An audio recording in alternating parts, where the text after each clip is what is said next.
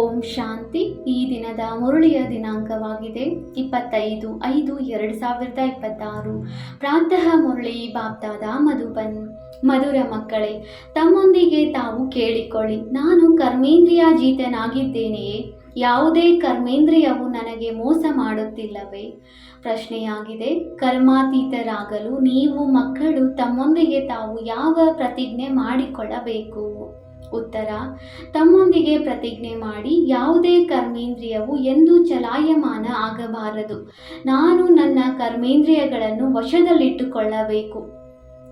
ತಂದೆಯು ಯಾವುದೆಲ್ಲ ಆದೇಶ ನೀಡಿದ್ದಾರೆಯೋ ಅದನ್ನು ಕಾರ್ಯದಲ್ಲಿ ತರಲೇಬೇಕಾಗಿದೆ. ತಂದೆಯು ತಿಳಿಸುತ್ತಾರೆ, ಮಧುರ ಮಕ್ಕಳೇ, ಕರ್ಮಾತೀತರಾಗಬೇಕೆಂದರೆ ಯಾವುದೇ ಕರ್ಮೇಂದ್ರಿಯದಿಂದ ವಿಕರ್ಮ ಮಾಡಬೇಡಿ. ಮಾಯೆಯು ಬಹಳ ಪ್ರಬಲವಾಗಿದೆ, ಕಣ್ಣುಗಳು ಮೋಸಗಾರನಾಗಿವೆ. ಆದ್ದರಿಂದ ತನ್ನ ಸಂಭಾಲನೆ ಮಾಡಿಕೊಳ್ಳಿ. ಓಂ ಶಾಂತಿ. ಮಕ್ಕಳು ಆತ್ಮಾಭಿಮಾನಿಯಾಗಿ ಕುಳಿತಿದ್ದೀರಾ? ತನ್ನೊಂದಿಗೆ ತಾನು ಕೇಳಿಕೊಳ್ಳಿ. ಪ್ರತಿಯೊಂದು ಮಾತನ್ನು ತಮ್ಮೊಂದಿಗೆ ಕೇಳಿಕೊಳ್ಳಬೇಕಾಗುತ್ತದೆ. ತಂದೆಯು ಯುಕ್ತಿಯನ್ನು ತಿಳಿಸುತ್ತಾರೆ. ಮಕ್ಕಳೇ, ತನ್ನೊಂದಿಗೆ ಕೇಳಿಕೊಳ್ಳಿ. ಆತ್ಮಾಭಿಮಾನಿಯಾಗಿ ಕುಳಿತಿದ್ದೇನೆಯೇ? ತಂದೆಯನ್ನು ನೆನಪು ಮಾಡುತ್ತೇನೆಯೇ? ಏಕೆಂದರೆ ನಿಮ್ಮದು ಇದು ಆತ್ಮಿಕ ಸೇನೆಯಾಗಿದೆ.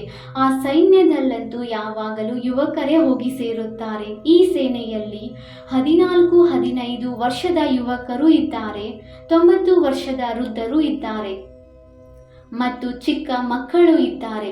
ಈ ಸೇನೆಯು ಮಾಯೆಯ ಮೇಲೆ ಜಯಗಳಿಸುವುದಕ್ಕಾಗಿ ಇದೆ.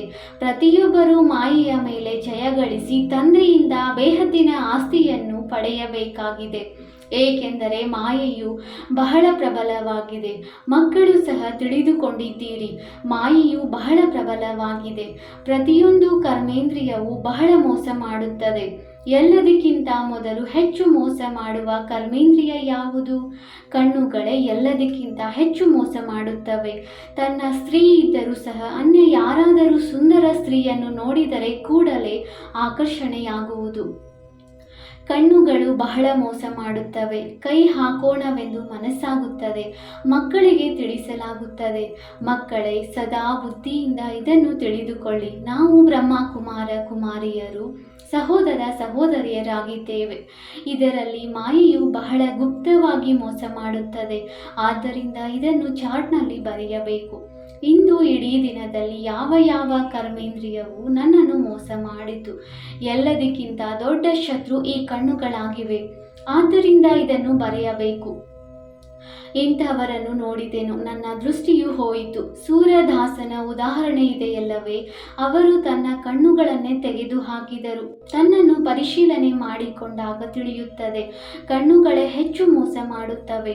ತನ್ನ ಸ್ತ್ರೀಯನ್ನು ಬಿಟ್ಟು ಯಾರಾದರೂ ಚೆನ್ನಾಗಿರುವವರನ್ನು ನೋಡಿದರೆ ಅವರಿಗೆ ಆಕರ್ಷಿತರಾಗಿ ಬಿಡುತ್ತಾರೆ. ಯಾರಾದರೂ ಹಾಡುವುದರಲ್ಲಿ ಬುದ್ಧಿವಂತರಾಗಿರುತ್ತಾರೆ.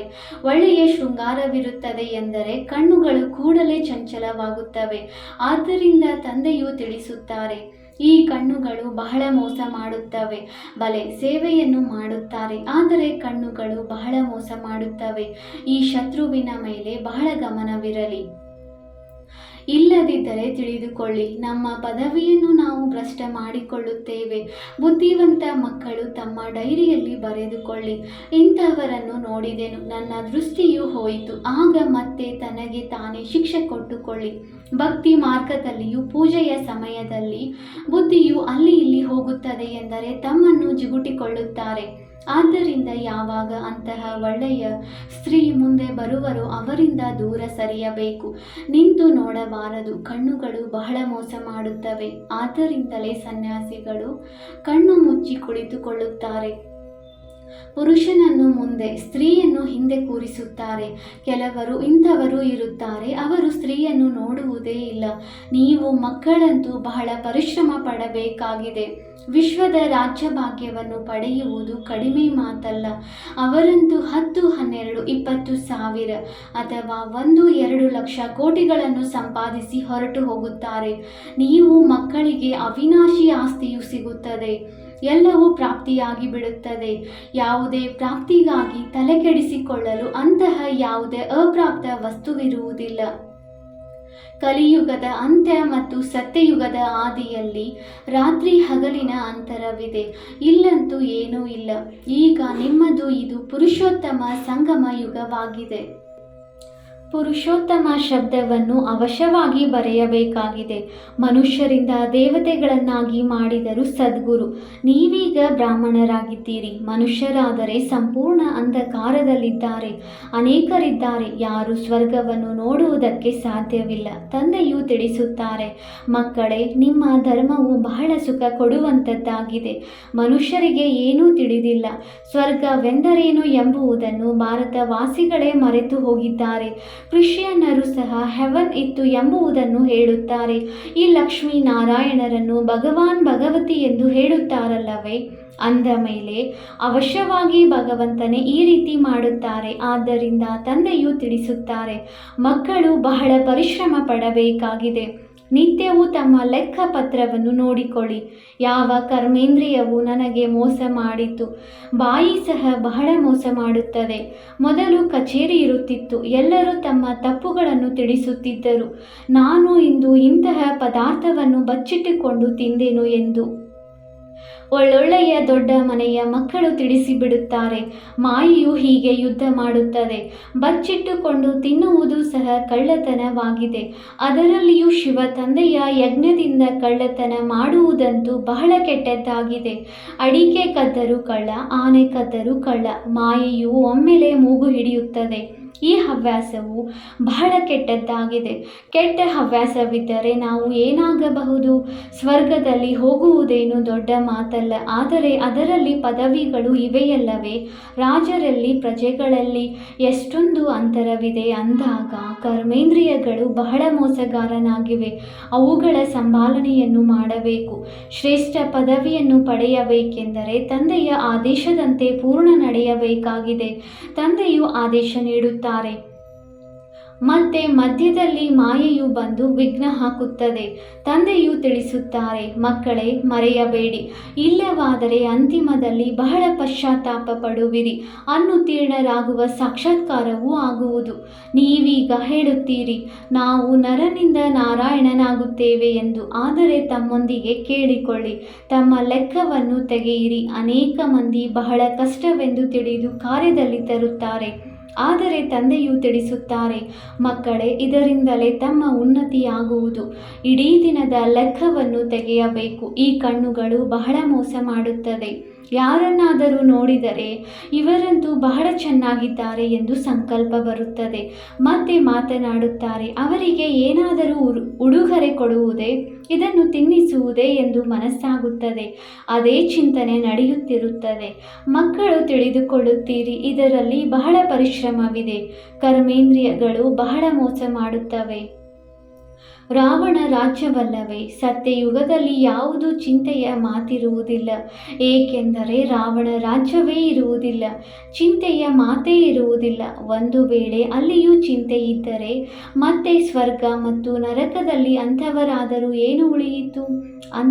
ನೀವು ಮಕ್ಕಳು ಬಹಳ ಬಹಳ ಶ್ರೇಷ್ಠ ಪದವಿಯನ್ನು ಪಡೆಯಲು ಭಗವಂತನಿಂದ ಓದುತ್ತೀರಿ. ತಂದೆಯು ತಿಳಿಸುತ್ತಾರೆ, ಮಾಯೆಯು ನಿಂದನೆ ಮಾಡಿಸುತ್ತದೆ. ನೀವು ಅಪಕಾರ ಮಾಡಿದಿರಿ, ನಾನು ಉಪಕಾರ ಮಾಡುತ್ತೇನೆ. ಮಕ್ಕಳೇ, ನೀವು ಒಂದು ವೇಳೆ ಕುದೃಷ್ಟಿ ಇದ್ದರೆ ತಮಗೆ ನಷ್ಟ ಮಾಡಿಕೊಳ್ಳುತ್ತೀರಿ. ಬಹಳ ದೊಡ್ಡ ಗುರಿಯಾಗಿದೆ.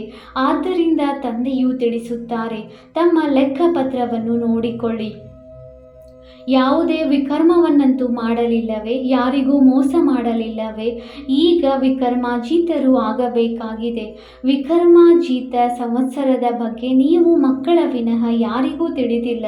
ತಂದೆಯು ತಿಳಿಸಿದ್ದಾರೆ, ವಿಕರ್ಮಾಜೀತ ಸಂವತ್ಸರಕ್ಕೆ 5,000 ವರ್ಷಗಳಾಯಿತು. ನಂತರ ವಿಕರ್ಮ ಮಾಡುವ ಕಾರಣ ವಾಮ ಮಾರ್ಗದಲ್ಲಿ ಹೋಗುತ್ತಾರೆ. ಕರ್ಮ, ಅಕರ್ಮ, ವಿಕರ್ಮದ ಶಬ್ದಗಳಂತೂ ಇವೆಯಲ್ಲವೇ? ಮಾಯೆಯ ರಾಜ್ಯದಲ್ಲಿ ಮನುಷ್ಯರು ಏನೆಲ್ಲ ಕರ್ಮವನ್ನು ಮಾಡುವರೋ ಅದು ವಿಕರ್ಮವೇ ಆಗುತ್ತದೆ. ಸತ್ಯಯುಗದಲ್ಲಿ ವಿಕಾರವಿರುವುದಿಲ್ಲ. ಆದ್ದರಿಂದ ಯಾವುದೇ ವಿಕರ್ಮವೂ ಆಗುವುದಿಲ್ಲ. ಇದನ್ನು ಸಹ ನೀವು ತಿಳಿದುಕೊಂಡಿದ್ದೀರಿ. ಏಕೆಂದರೆ ನಿಮಗೆ ಜ್ಞಾನದ ಮೂರನೆಯ ನೇತ್ರವು ಸಿಕ್ಕಿದೆ.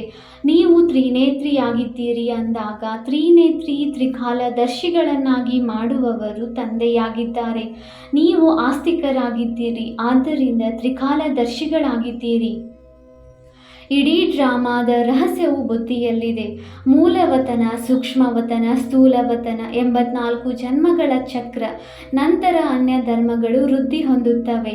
ಅವರ್ಯಾರೂ ಸದ್ಗತಿ ನೀಡಲು ಸಾಧ್ಯವಿಲ್ಲ, ಅವರಿಗೆ ಗುರುಗಳೆಂದು ಹೇಳಲು ಸಾಧ್ಯವಿಲ್ಲ.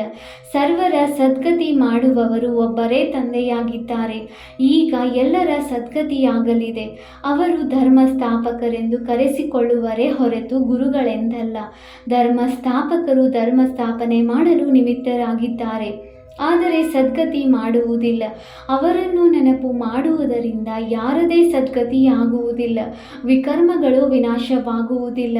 ಅದೆಲ್ಲವೂ ಭಕ್ತಿಯಾಗಿದೆ ಅಂದಾಗ ತಂದೆಯು ತಿಳಿಸುತ್ತಾರೆ, ಮಾಯೆಯು ಬಹಳ ಪ್ರಬಲವಾಗಿದೆ, ಇದರ ಮೇಲೆ ಯುದ್ಧವಾಗುತ್ತದೆ.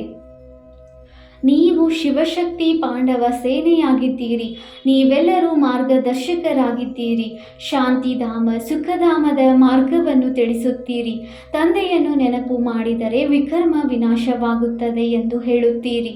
ಮತ್ತೆ ಇನ್ನೊಂದು ಕಡೆ, ಯಾವುದೇ ಪಾಪಕರ್ಮ ಮಾಡಿದರೆ 100ರಷ್ಟು ಪಾಪವಾಗುವುದು. ಎಷ್ಟು ಸಾಧ್ಯವೋ ಅಷ್ಟು ಯಾವುದೇ ವಿಕರ್ಮ ಮಾಡಬಾರದು. ಕರ್ಮೇಂದ್ರಿಯಗಳು ಬಹಳ ಮೋಸ ಮಾಡುತ್ತವೆ. ತಂದೆಯು ಪ್ರತಿಯೊಬ್ಬರ ಚಲನೆಯಿಂದಲೇ ತಿಳಿದುಕೊಳ್ಳುತ್ತಾರೆ. ಮಕ್ಕಳಿಗೆ ಮಾಯೆಯ ಬಿರುಗಾಳಿಗಳು ಬರುತ್ತವೆ.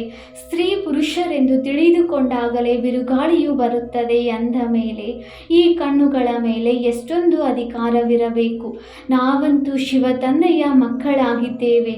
ತಂದೆಯೊಂದಿಗೆ ಪ್ರತಿಜ್ಞೆ ಮಾಡಿ ಶ್ರೀರಕ್ಷೆಯನ್ನು ಕಟ್ಟಿಸಿಕೊಳ್ಳುತ್ತಾರೆ. ಆದರೂ ಸಹ ಮಾಯೆಯು ಮೋಸ ಮಾಡುತ್ತದೆ. ಮತ್ತೆ ಅದರಿಂದ ಬಿಡಿಸಿಕೊಳ್ಳಲು ಸಾಧ್ಯವಿಲ್ಲ. ಕರ್ಮೇಂದ್ರಿಯಗಳು ವಶವಾದಾಗಲೇ ಕರ್ಮಾತೀತ ಸ್ಥಿತಿಯಾಗುವುದು. ನಾವು ಲಕ್ಷ್ಮೀನಾರಾಯಣರಾಗುತ್ತೇವೆಂದು ಹೇಳುವುದಂತೂ ಸಹಜವಾಗಿದೆ, ಆದರೆ ತಿಳುವಳಿಕೆಯೂ ಬೇಕಲ್ಲವೇ? ತಂದೆಯು ತಿಳಿಸುತ್ತಾರೆ, ಆಜ್ಞೆಯಂತೆ ಕಾರ್ಯದಲ್ಲಿ ತರುತ್ತಾ ಇರಿ, ಬಾಬಾ ಬಾಬಾ ಎನ್ನುತ್ತಾ ಇರಿ. ತಂದೆಯಿಂದ ನಾವು ಪೂರ್ಣ ಆಸ್ತಿಯನ್ನು ತೆಗೆದುಕೊಳ್ಳುತ್ತೇವೆ. ಇಂತಹ ಶಿಕ್ಷಕರು ಎಂದು ಎಲ್ಲಿಯೂ ಸಿಗುವುದಿಲ್ಲ. ಇವೆಲ್ಲ ಮಾತುಗಳನ್ನು ದೇವತೆಗಳು ಸಹ ತಿಳಿದುಕೊಂಡಿಲ್ಲ. ಅಂದ ಮೇಲೆ ಅವರ ನಂತರದಲ್ಲಿ ಬಂದ ಧರ್ಮದವರು ಹೇಗೆ ತಿಳಿದುಕೊಳ್ಳಲು ಸಾಧ್ಯ? ತಂದೆಯು ತಿಳಿಸುತ್ತಾರೆ, ನಾನು ಏನನ್ನೇ ಹೇಳಿದರೂ ಸಹ ಇದನ್ನು ಶಿವತಂದೆಯು ಹೇಳುತ್ತಾರೆಂದು ತಿಳಿಯಿರಿ. ಈ ದಾದಾರವರು ಹೇಳುತ್ತಾರೆಂದು ತಿಳಿಯಬೇಡಿ. ಇವರು ನನ್ನ ರಥವಾಗಿದ್ದಾರೆ. ಇವರೇನು ಮಾಡುತ್ತಾರೆ? ನೀವು ಮಕ್ಕಳಿಗೆ ರಾಜ್ಯವನ್ನು ನಾನು ಕೊಡುತ್ತೇನೆ, ಈ ರಥವು ಕೊಡುತ್ತದೆಯೇ? ಇವರಂತೂ ಸಂಪೂರ್ಣ ಭಿಕಾರಿಯಾಗಿದ್ದಾರೆ. ಇವರು ಸಹ ನನ್ನಿಂದಲೇ ಆಸ್ತಿಯನ್ನು ತೆಗೆದುಕೊಳ್ಳುತ್ತಾರೆ. ಹೇಗೆ ನೀವು ಪುರುಷಾರ್ಥ ಮಾಡುತ್ತೀರೋ ಹಾಗೆಯೇ ಇವರು ಮಾಡುತ್ತಾರೆ. ಇವರು ಸಹ ವಿದ್ಯಾರ್ಥಿ ಜೀವನದಲ್ಲಿದ್ದಾರೆ. ಈ ರಥವನ್ನು ನಾನು ಬಾಡಿಗೆಯಾಗಿ ಪಡೆದಿದ್ದೇನೆ. ಇದು ತಮೋ ಪ್ರಧಾನವಾಗಿದೆ. ನೀವು ಪೂಜ್ಯ ದೇವತೆಗಳಾಗಲು, ಮನುಷ್ಯರಿಂದ ದೇವತೆಗಳಾಗಲು ಓದುತ್ತೀರಿ. ಯಾರ ಅದೃಷ್ಟದಲ್ಲಿಲ್ಲವೋ ಅವರು ಹೇಳುತ್ತಾರೆ, ನನಗಂತೂ ಸಂಶಯವಿದೆ, ಶಿವ ತಂದೆಯು ಹೇಗೆ ಬಂದು ಓದಿಸುತ್ತಾರೆ? ನನಗಂತೂ ಅರ್ಥವಾಗುವುದಿಲ್ಲ ಎನ್ನುತ್ತಾರೆ. ತಂದೆಯ ನೆನಪಿಲ್ಲದೆ ವಿಕರ್ಮಗಳು ವಿನಾಶವಾಗಲು ಸಾಧ್ಯವಿಲ್ಲ. ಪೂರ್ಣ ಶಿಕ್ಷೆಯನ್ನು ಅನುಭವಿಸಬೇಕಾಗುವುದು. ಈ ರಾಜಧಾನಿಯು ಸ್ಥಾಪನೆಯಾಗುತ್ತಿದೆ. ರಾಜರಿಗೂ ಎಷ್ಟೊಂದು ಮಂದಿ ದಾಸಿಯರಿರುತ್ತಾರೆ. ಈ ಬಾಬಾರವರಂತೂ ರಾಜ ಮಹಾರಾಜರ ಸಂಬಂಧದಲ್ಲಿ ಬಂದಿದ್ದಾರೆ. ದಾಸಿಯರನ್ನು ವರದಕ್ಷಿಣೆಯಾಗಿ ಕೊಡುತ್ತಾರೆ. ಇಲ್ಲಿಯೇ ಇಷ್ಟೊಂದು ಮಂದಿ ದಾಸಿಯರಿದ್ದರೆ ಸತ್ಯಯುಗದಲ್ಲಿ ಇನ್ನೆಷ್ಟು ಮಂದಿ ಇರುವರು? ಈಗ ರಾಜಧಾನಿಯು ಸ್ಥಾಪನೆಯಾಗುತ್ತದೆ. ಯಾರು ಯಾರು ಏನೇನು ಮಾಡುತ್ತಿದ್ದಾರೆಂದು ತಂದೆಗೆ ತಿಳಿದಿದೆ. ಪ್ರತಿಯೊಬ್ಬರ ಚಾಟಿನಿಂದಲೇ ತಂದೆಯು ತಿಳಿಸಬಲ್ಲರು ಈ ಸಮಯದಲ್ಲಿ ಇವರು ಶರೀರ ಬಿಟ್ಟರೆ ಏನಾಗುವರು ಎಂದು. ಕರ್ಮಾತೀತ ಸ್ಥಿತಿಯನ್ನು ಅಂತಿಮದಲ್ಲಿ ಎಲ್ಲರೂ ನಂಬರ್ ವಾರ್ ಪಡೆಯುತ್ತಾರೆ ಎಂದಾಗ ಇದು ಸಂಪಾದನೆಯಾಗಿದೆ. ಸಂಪಾದನೆಯಲ್ಲಿ ಮನುಷ್ಯರು ಎಷ್ಟೊಂದು ಬ್ಯುಸಿಯಾಗಿರುತ್ತಾರೆ. ಒಂದು ಕಡೆ ಊಟ ಮಾಡುತ್ತಿರುತ್ತಾರೆ, ಇನ್ನೊಂದು ಕಡೆ ಕಿವಿಯಲ್ಲಿ ದೂರವಾಣಿ ಇರುವುದು. ಇಂತಹ ವ್ಯಕ್ತಿಗಳು ಜ್ಞಾನವನ್ನು ತಿಳಿದುಕೊಳ್ಳಲು ಸಾಧ್ಯವಿಲ್ಲ. ಇಲ್ಲಿ ಬಡವರು ಸಾಧಾರಣರೇ ಬರುತ್ತಾರೆ. ಸಾಹುಕಾರರಂತೂ ನಮಗೆ ಬಿಡುವಿಲ್ಲವೆಂದು ಹೇಳುತ್ತಾರೆ. ಅರೆ, ಕೇವಲ ತಂದೆಯನ್ನು ನೆನಪು ಮಾಡಿರಿ, ಆಗ ನಿಮ್ಮ ವಿಕರ್ಮಗಳು ವಿನಾಶವಾಗುವವು. ಆದ್ದರಿಂದ ತಂದೆಯು ಮಧುರಾತಿ ಮಧುರ ಮಕ್ಕಳಿಗೆ ಪದೇ ಪದೇ ತಿಳಿಸುತ್ತಾರೆ.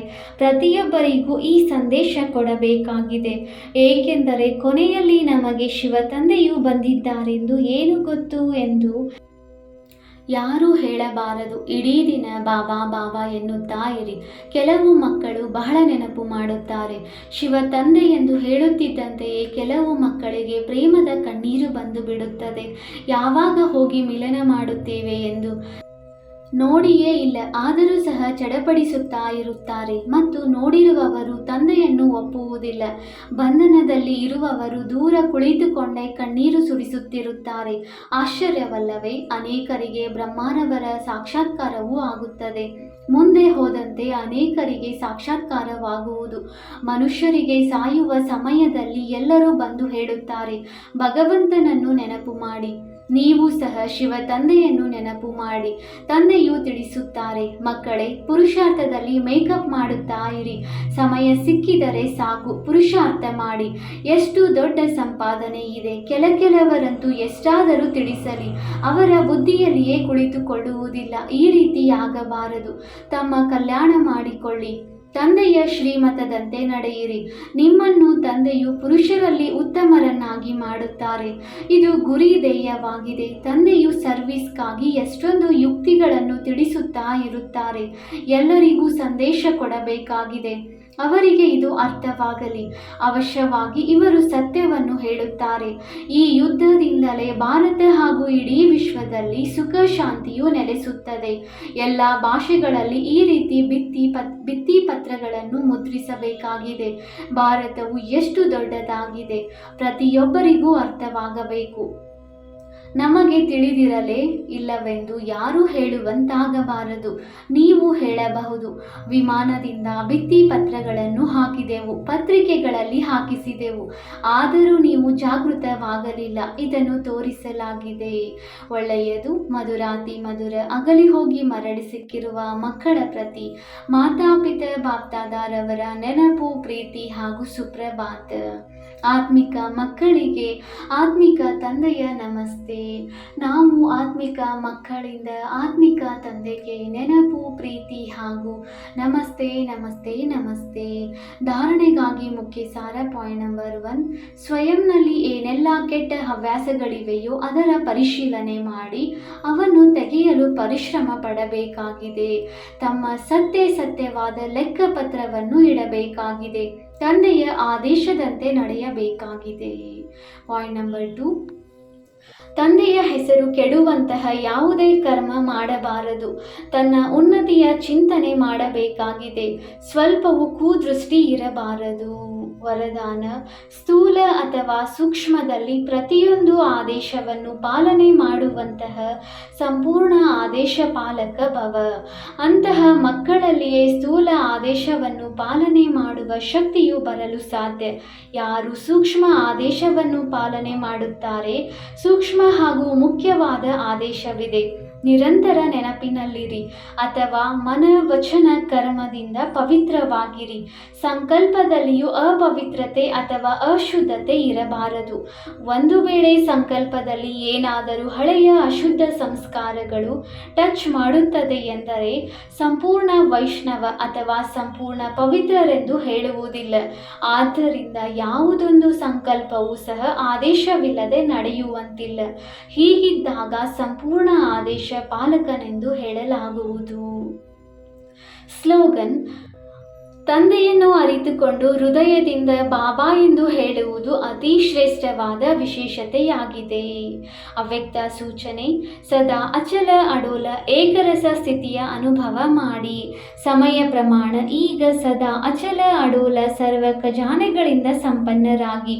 ಸ್ವಲ್ಪವೂ ಸಹ ಏರುಪೇರು ಆಗುತ್ತೀರಿ ಎಂದರೆ ಸರ್ವ ಖಜಾನೆಗಳ ಅನುಭವ ಆಗುವುದಿಲ್ಲ. ತಂದೆಯ ಮೂಲಕ ಸಿಕ್ಕಿರುವ ಖಜಾನೆಗಳನ್ನು ಸದಾ ಕಾಯಂ ಆಗಿ ಇಟ್ಟುಕೊಳ್ಳುವ ಸಾಧನ ಆಗಿದೆ. ಸದಾ ಅಚಲ ಅಡೋಲರಾಗಿ ಇರುವುದು. ಅಚಲರಾಗಿರುವುದರಿಂದ ಸದಾ ಖುಷಿಯ ಅನುಭವ ಆಗುತ್ತಾ ಇರುತ್ತದೆ. ಹೇಗೆ ವಿನಾಶಿಧನ, ಹೆಸರು, ಮಾನ್ಯತೆ, ಆಡಂಬರ, ಪದವಿ ಇತ್ಯಾದಿಗಳು ಸಿಗುತ್ತದೆ ಎಂದರೆ ಖುಷಿಯಾಗುತ್ತದೆಯಲ್ಲವೇ? ಇದಂತೂ ಅವಿನಾಶಿ ಖುಷಿಯಾಗಿದೆ. ಆದರೆ ಈ ಖುಷಿ ಅವರಿಗೆ ಇರುತ್ತದೆ ಯಾರು ಅಚಲ ಅಡೋಲ ಏಕರಸ ಸ್ಥಿತಿಯಲ್ಲಿ ಇರುತ್ತಾರೆ. ಓಂ ಶಾಂತಿ.